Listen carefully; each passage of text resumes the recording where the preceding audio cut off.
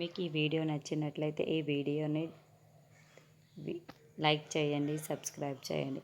సుమన మళ్ళీ ఆస్తి పత్రాలను తీసుకువచ్చి, అత్తయ్య మీ వల్లే కదా నా ఉలుచి పాప అలా కాలిపోయాయి, కాబట్టి మీరు సంపాదించిన ఆస్తిలో పావులా వంతు నాకు ఇవ్వాల్సిందే అని పట్టుపడుతుంది.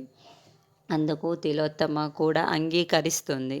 నయని, విశాల్ అక్కడే నిలబడి ఉంటే దురంధర పేపరు పెన్ను తీసుకొని రాస్తూ ఉంటుంది. అప్పుడు తిలోత్తమ ఆస్తి పాత్రాల మీద ఏం రాయాలో ఇలా చెప్తూ ఉంటుంది.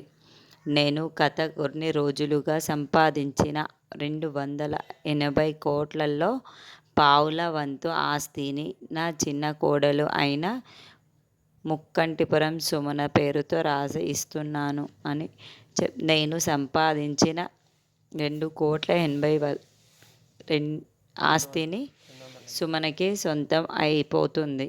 ఇలా రాయడం దురంధర అని అనడంతో, అలాగే వదిన, అలాగే రాసేశాను అని దురంధర చెబుతోంది. దాంతో సుమన సంతోషానికి హద్దులు లేకుండా అయిపోతుంది. అబ్బా, అత్తయ్య రాసిస్తున్నారు అని సుమన చాలా చాలా సంతోషపడుతుంది. ఇందులో ఎవరి బలవంతం కానీ ఎవరి ప్రోద్బలం కానీ లేదు. నా ఇష్టానుసారంగానే నా చిన్న కోడలు అయిన ముక్కంటిపురం సుమన పేరుతో ఈ 70 కోట్ల ఆస్తిని రాసి ఇస్తున్నాను అని వదిన, ఇది కూడా రాసేశాను అని దురంధర అంటోంది.